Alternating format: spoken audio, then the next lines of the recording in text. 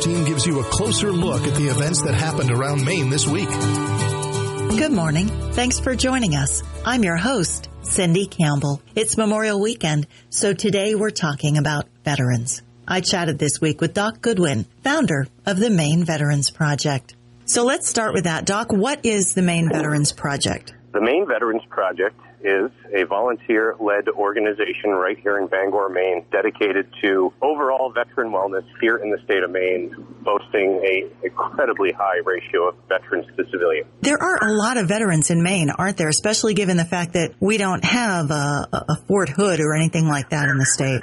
Exactly, and I almost wonder if this is just the type of environment that veterans like to go to, or if maybe it's due to all of the prevalent Navy bases in the past that had closed down in years past. I can't really put my finger on the why, but I do know that we have a very high veteran ratio here in the state. And part of your mission is to support veterans' mental health, correct? And try to cut down on the amount of veteran suicides. Yes, that is actually our sole mission.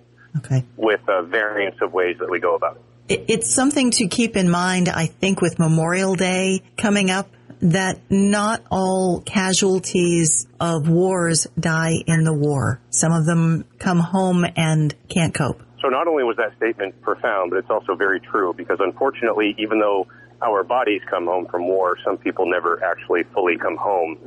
And to date, the number of veteran suicides actually trumps the number of war casualties, and it's very, very sad. Wow, that's amazing. So how did the Maine Veterans Project get started? That is probably the best question, because it was one giant serendipitous mistake. Basically, I was living in California, and at the time, I didn't really understand why I wanted to be as far away from home as possible. I honestly thought I was doing great and having a great time, and everybody around me keeps saying, man, you're different. I honestly had gone over 30 days without contacting my family. And, at the time, there's no lights or whistles going off saying, hey, man, you need some help. And to me, it was the quote unquote new normal. I mean, that's what life was. Right. And I was out there. And if you want to know the brutal truth, I had, become enamored with the party scene. And I had so many escape routes around what I was going through that it made it so I never had to face it, so I didn't even truly know I was going through it. Right. So fast forward to, I was actually the director of health and safety for UCSF, and that was one of my downfalls, is I actually had amazing jobs that kept me going. And if I had ever hit rock bottom out there, which I did eventually, but if I had hit it sooner, I would have realized sooner and avoided a whole lot of years of hardship. But basically, I had my outlets, and I was funding just fine for myself, my own lifestyle with great jobs. And so I thought life was great. Right. And I ended up coming home to enjoy a Maine summer. It was the first vacation I'd taken in forever. My trips to Maine were always far and few in between, and unfortunately they were wrapped around cold weather holidays. Well, let's face it, if you're leaving sunny California to come home to Maine, you don't want to do so in December. Very true.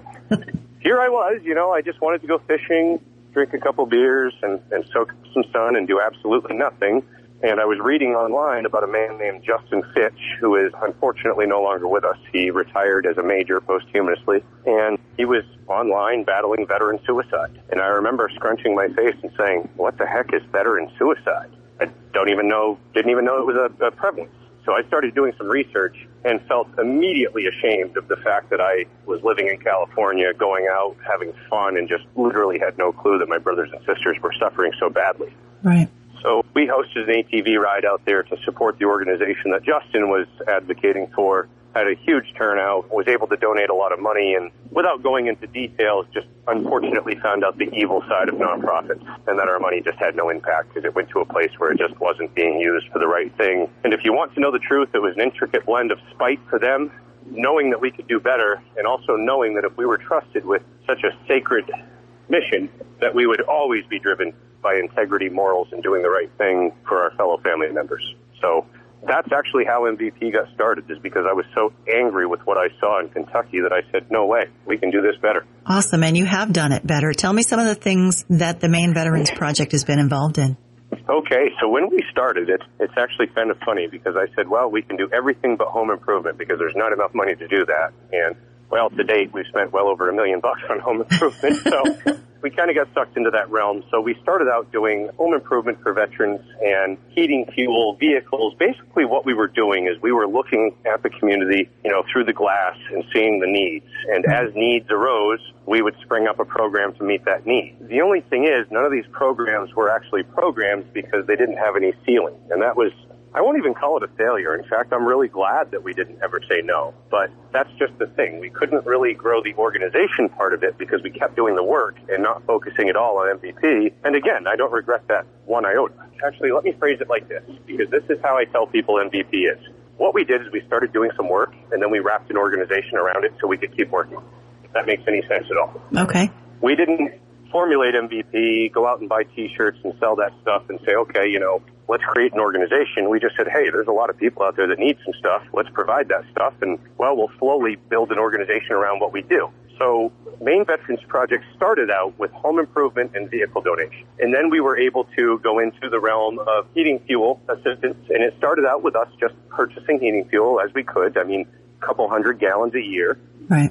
And then R.H. Foster reached out and said, hey, we love what you do. We would really love to up the ante here. And they actually matched 1,000 gallons. I think we donated a grand total of 3,000 gallons this last season. Wow. And then other areas where we've helped out is we connect the dots with services and programs, mental health resources and stuff like that. So long story short, when we hit the $1 million mark of giving, the very first reaction was to do backflips and celebrate. Right. Which we did. I didn't do a backflip because I physically can't, but I think other people did.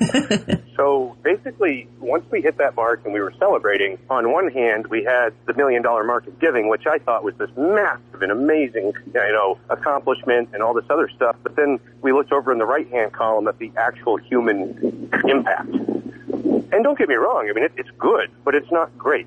And I think if we're circling back to that word integrity, it's up to us to make sure that we're doing the best that we can and that we're adhering to our mission. So with the mission of overall veteran wellness, it occurred to me very quickly that a roof job is making 60,000 people on Facebook happy, but it's only really impacting 1 or 2 veterans or a veteran family. So we, unfortunately, were not hitting our mark with overall veteran wellness. And the only way to achieve that is with mass groups, bringing people together, reincorporating that camaraderie. So what we did was we put a hard pause on our home improvement program, and we said, okay, it's time to stand up a recreation-based programming. And that wasn't just due to the fact of the mission. It was due to the fact that post-pandemic, we're not big enough, we're not established enough, and there's no way we could afford to continue driving forward with home improvement.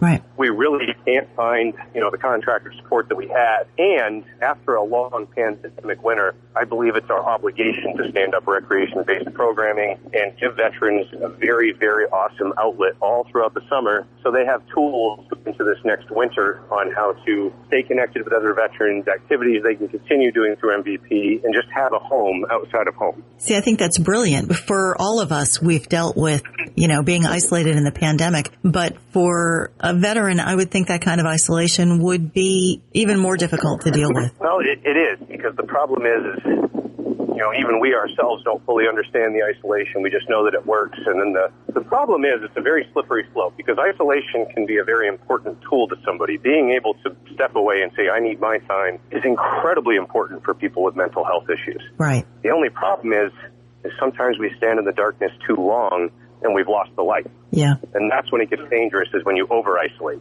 So don't get me wrong. I encourage self-isolation if that's what somebody needs at that time. I know myself, it's one of my favorite things to do when life's getting to be a bit too much, is just go away. Right. Shut the phone off, be with my dog. And it's very healthy to a certain point. But I've also crossed that boundary myself many times, to the point where you find yourself lost and, it almost feels hopeless, and you hit a point in isolation where that's all that you know. So what we're trying to do is we're trying to create, I know I said mass gatherings before, that's the overall goal, but right now we're creating small, intimate groups of people where people have a place to come out, connect with other people. And then what we're going to do is, instead of reinventing the wheel, we also have a community obligation. In the 5.5 years Maine Veterans Project's been around, and of all those numbers I've been bragging about to you, about the $1 million mark of giving, we've never taken a grant from the government. This has been 100% community-based local business support. So another thing that we try to do is, whenever we get donated dollars, we try to keep them circulating right here in our local community. So if Bangor Savings Bank gives us 10 grand, theoretically speaking, that 10 grand should go right back into the bank and circulate all throughout the community. Awesome. And so what we're almost trying to do right now, and this is also a 2-part mission. It helps us expand our program reach if we simply partner with existing organizations out in town all throughout the state of Maine that offer these things. That way we do not have to rent a building, stand up, put staff on all of these marks throughout the state of Maine.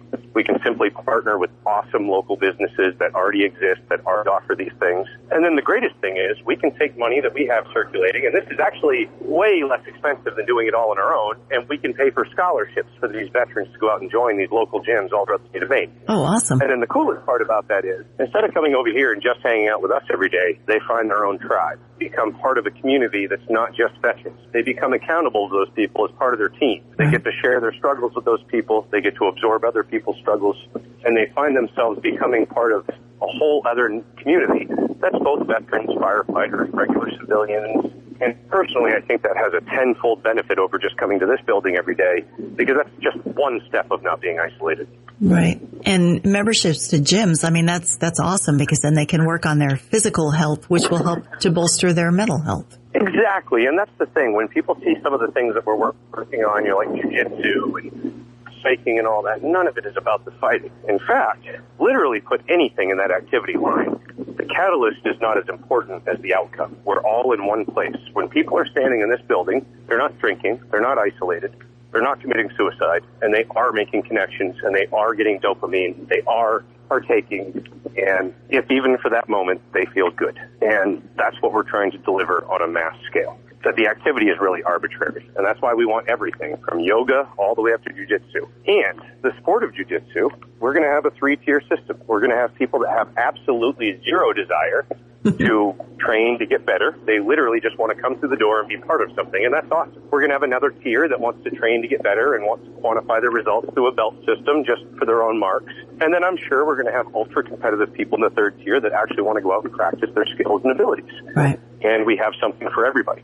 And not to mention, equality is also a very, very, very, very big part of what we do. From the outside looking in, like Maine Veterans Project can appear to be, to the uber masculine veteran, but we really want it to be a program that's open to every veteran that has, struggles of multifaceted reasons throughout military service.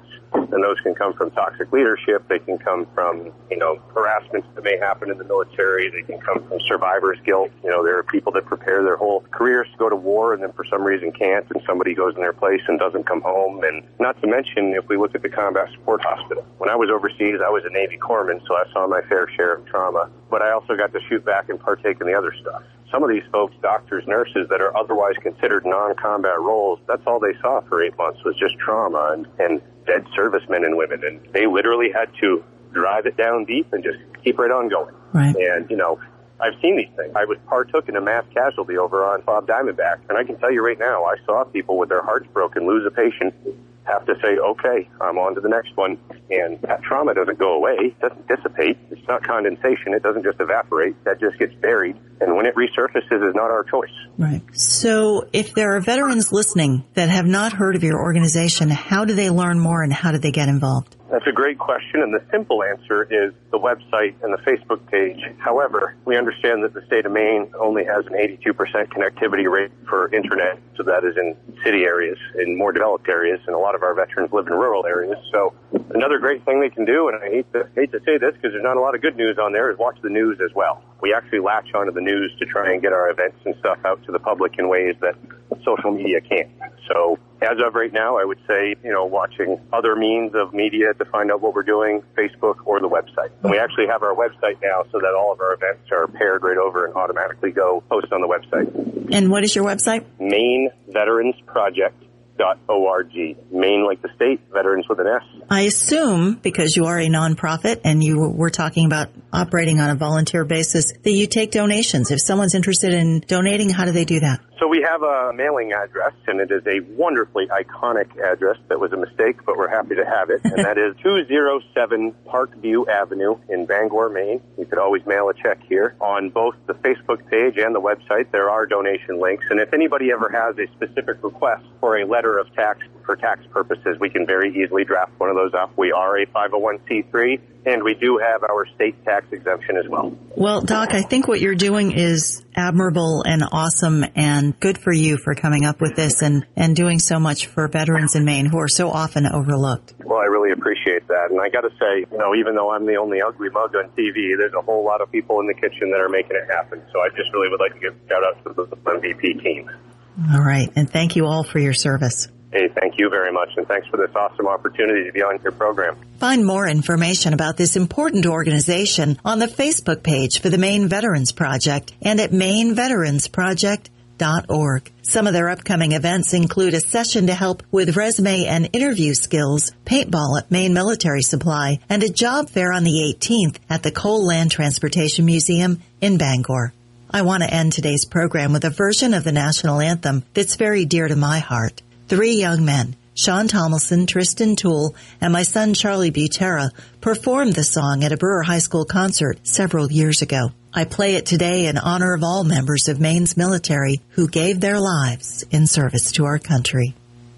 Oh, say can you see by the dawn's early light what so proudly we hailed at the twilight's last gleaming, whose bright stripes and bright stars through the perilous fight o'er the ramparts we watched were so gallantly streaming, and the rocket's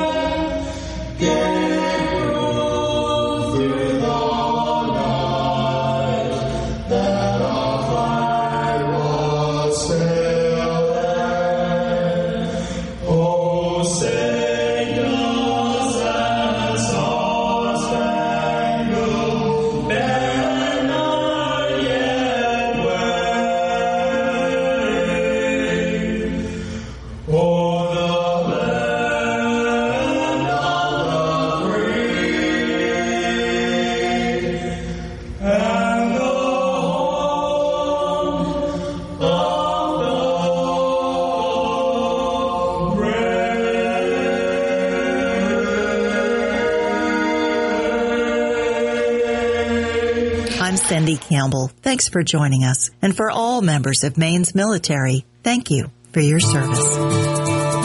Join us again next weekend for Maine Concerns with your Town Square Media News team.